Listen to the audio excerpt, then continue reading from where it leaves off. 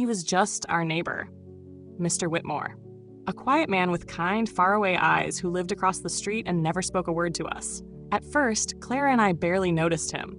He was the kind of presence that existed without demanding space, always there, yet invisible. Then the window changed everything. Every evening, no matter the season, his window would open, always at the same time. Light spilled from it, soft, golden, inviting. Gentle music floated across the street, sometimes mellow jazz, sometimes a slow guitar tune. Nothing loud, nothing flashy, just comforting. As if that window wasn't just a view, it was an invitation. We didn't talk about it. Elise and I would just sit with our tea and glance over like clockwork. It became part of our rhythm, our ritual. That one window, glowing softly in the dark, gave our evenings a quiet sense of wonder. Mr. Whitmore never had visitors. He never looked lonely, but there was something in the way he sat, by the window, always thinking, always still, that made us wonder. Was he waiting for someone? Or was he just used to the silence? Then, one night, our eyes met. Just for a moment. A small nod from him, and something shifted, as if he'd finally seen us too. We didn't know what it was, or why it mattered. But after that night, we kept looking, kept waiting, because somehow, through a single open window, a silent stranger had begun to speak. And we were listening. At first, it was just a passing detail. Mr. Whitmore's window, always open, always glowing. But soon, it was more than a detail. It was a part of our lives. Every evening, Elise and I would find ourselves drifting toward the window, mugs of tea in hand, our conversations softening as the familiar light flickered to life across the street. The gentle strum of a guitar or the low hum of a saxophone would float through the air, wrapping around us like a memory we hadn't lived yet. It felt like something sacred was unfolding, though we didn't know what. We never saw him entertain guests. No footsteps, no voices. Just him, reading, writing, or staring thoughtfully out into the night. There was a stillness about him, but not the kind that asks for pity. His solitude didn't seem heavy. It was quiet, yes, but strangely full, like he had made peace with the silence. The unspoken routine took hold. He would light a single candle some nights. Other times, he would change the music ever so slightly, as if adjusting the emotional temperature of the evening. And somehow, we adjusted with him. We'd time our evenings a little differently just to catch that first flicker of his lamp or the opening notes of a new melody. It wasn't obsession. It was something gentler, something unexplainably tethered to the soul. Then one night, something changed. He looked up. Our eyes met, just for a heartbeat, and he nodded. A small, deliberate gesture. I nodded back without thinking, the motion so natural it felt like we'd done it 1,000 times before. From that moment, something shifted between us. A silent acknowledgement. An invisible thread had formed, stretched between our window and his. There were no words, no smiles, no waves. But every evening after that, we felt him there, and maybe, just maybe, he felt us too. The window became a portal, not just into his world, but into something within ourselves. A deeper presence. A slower rhythm. A quiet understanding we couldn't explain. We didn't know his story. We didn't even know his name. But every night, when the light spilled golden across the curtains and the music rose gently into the dusk, we felt something we hadn't known we were missing. Connection. Without words. Without form. And it was enough. It began with a single glance. One quiet evening, as Elise and I sat by our window, the golden light flickering across the street, Mr. Whitmore looked up. His eyes, so often distant and unfocused, landed on ours. Just for a moment. There was no surprise, no awkwardness, only a small, almost imperceptible nod. A silent hello shared across the space between us. I nodded back without even realizing it, and just like that, something invisible shifted. After that night, it was as if we existed in the same rhythm. Every evening his light would appear as usual, but now it carried a new weight, an unspoken recognition. And then something even stranger happened. One night, a small card appeared on his windowsill. White paper, clean handwriting, angled just so.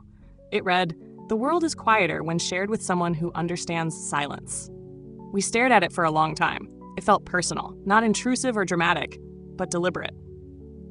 Was it meant for us? Or was it simply a thought he'd left for himself, a truth he needed to see? Either way, we answered. That night, I scribbled a line on a scrap of paper and taped it to our window. Even across silence, hearts can speak. The next evening, a new card appeared in his window, and so it began. Each night brought a new message, sometimes a quote, sometimes a quiet truth, sometimes a line that seemed pulled straight from Mr. Whitmore's soul.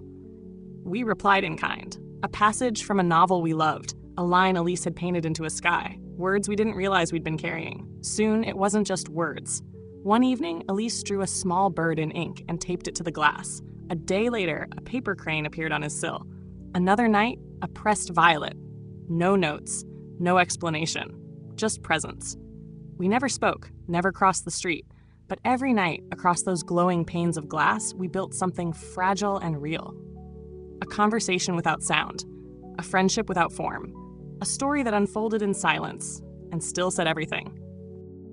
The exchange began to shape more than just our evenings. It began to shape us. Elise moved her easel closer to the window. Her brushes, once untouched for months, came alive again with color and motion. She painted quiet skylines, soft silhouettes, fragments of dreams she couldn't describe, but somehow felt echoed in Mr. Whitmore's messages. I found myself writing, really writing, for the first time in years. Small poems, thoughts, bits of memory I didn't know I'd kept. Our creativity, once dormant, stirred gently back to life, as if his presence had given us permission to feel more deeply, to notice the beauty in stillness. And every night, the music played. Sometimes it was a haunting violin solo, other nights a soulful ballad from another era. His records felt intentional, like soundtracks chosen for us alone. We'd sit quietly, letting the notes drift between our windows, wondering what he wanted to say through each melody. Sometimes, we responded with songs of our own, soft tunes from an old speaker, carefully placed by the window. Once, Elise painted a treble clef into the corner of a note. A day later, a record with the same symbol appeared in his window, leaned just slightly toward the glass. No explanations, just resonance. There were no grand gestures, no attempts to define what this was. And that was the beauty of it. This wasn't about love, not in the way people usually mean. There were no confessions, no longing glances, no whispered promises. It was something quieter, deeper. It was presence. It was attention, the kind you rarely find in a world full of noise. The kind that says, I see you without ever speaking. And somehow, without a single word spoken aloud, we knew. We mattered to him, and he mattered to us. Not as strangers, not as anything labeled, but as souls who in the silence had chosen to listen. One evening, the window stayed dark, no soft glow, no flicker of candlelight, no music rising gently into the dusk, just curtains drawn tight and a silence that felt different, emptier. Elise and I waited. Maybe it was a cold night. Maybe he'd gone out. But the next evening was the same. And the one after that. Stillness settled across the street like dust. A silence that wasn't comforting this time, but hollow, sharp. I wrote a note anyway. We missed the light. Hope everything's okay. I taped it to the window, just like always. But no message came back. 2 days passed, then 3. The card remained untouched. We told ourselves it might be temporary, that he needed a break. But deep down, I think we both knew something had changed. That invisible thread we had nurtured for weeks, maybe months, was fraying. A week later, the knock came. A woman stood at our door, holding a small envelope in both hands. Her voice was soft when she introduced herself. My name is Margaret, she said. I'm Mr. Whitmore's sister. She had seen the notes, she explained, the drawings, the quiet messages. She had known about us. He'd told her. He looked forward to it, she said, her voice trembling just slightly. You gave him something to look forward to. That's when we learned the truth. Mr. Whitmore had been unwell for a long time, a quiet illness, carried without complaint. He had never said a word, not to ask for sympathy, not to seek comfort. Instead, he had opened a window, lit a candle, shared music, left notes, and somehow in that stillness, he had found connection. She handed me the envelope. Inside was a small card, written in the same steady handwriting we had come to know so well. Thank you for giving me a reason to keep showing up to my own life. I never said a word, but somehow you heard everything I couldn't say. If this window never opens again, please know. It mattered. You mattered. I didn't cry. I just stood there, the weight of silence pressing around me, reading those words over and over. We had never known his name, never heard his voice. But in that moment, it didn't matter, because what we had shared was real. and it had meant everything. We learned his name that day, Henry Whitmore, a name we had never spoken, yet one that now felt etched into the rhythm of our lives. His final note sat on our windowsill for days. We didn't move it. We couldn't. It felt like the closing chapter of something fragile and sacred. The silence that followed wasn't empty. It was full of everything we had shared: music, light, ink on paper, and presence without words.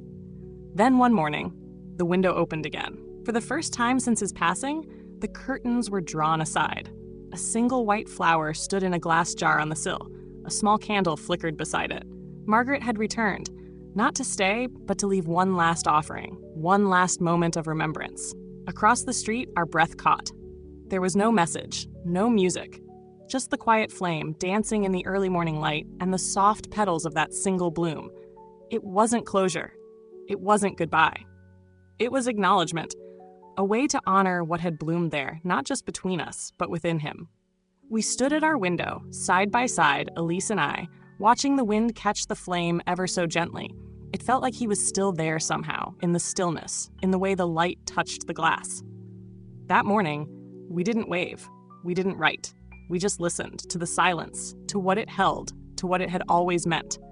Because sometimes the loudest goodbyes are the quietest ones. And in that shared silence, we knew. We had been part of something real. Something that didn't need forever to leave a mark.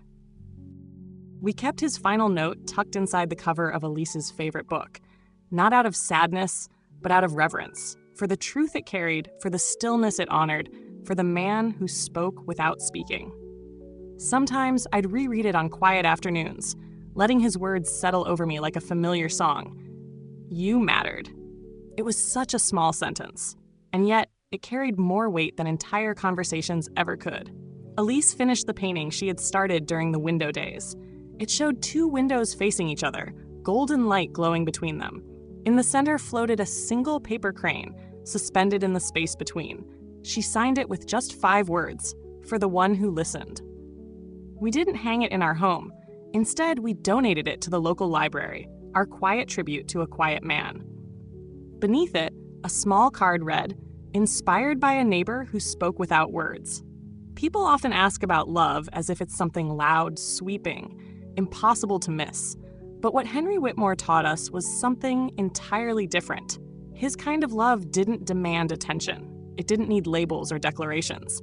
It simply existed in glances, gestures, shared silence. It was presence. It was the way someone makes room for you in their world without ever asking for anything in return. It was how he reminded us to listen more deeply. Not just to sound, but to feeling, to quiet, to the spaces where words fall short. That window redefined what love meant to us. Not fireworks, not fairy tales, but respect, stillness, intention. The kind of love that doesn't announce itself, but stays with you long after the music fades. A few months later, the house across the street came alive again. A new family moved in. Young, vibrant, full of laughter that spilled through the windows and into the street. They painted the shutters a cheerful blue, filled the porch with flower pots, and brought a new rhythm to the quiet home that once belonged to Mr. Whitmore. Elise and I watched from our window, not with longing, but with a quiet acceptance. Life was shifting, as it always does. Stories ending. Stories beginning.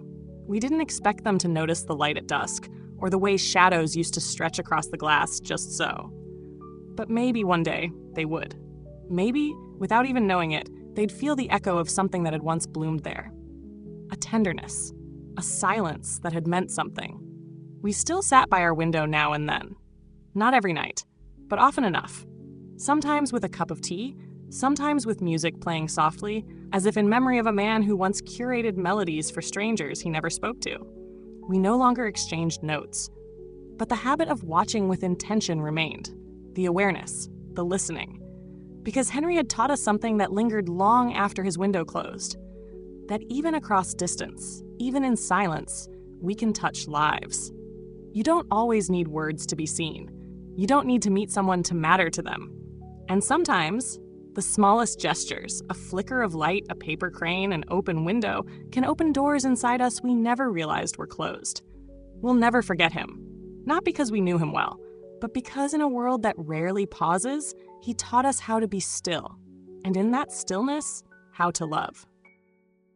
Sometimes I still catch myself glancing at that window as the sun begins to set. There's no candle now, no music, no folded note waiting to be read, but the memory remains, not as something sorrowful, but as something sacred. A quiet reminder that connection doesn't always arrive with noise or fanfare. Sometimes it slips in like golden light through a window and changes everything. And maybe somewhere else, someone is sitting by their own window, wondering if they're alone. Maybe they're waiting for a sign, any sign, that they're seen, that they matter. Maybe they'll find it in a glance, in a song, in a simple note left behind. Because what Mr. Whitmore taught us lives on. Even the quietest presence can echo forever. So tonight, if you see a light flicker in the distance, don't look away. It might just be someone saying hello.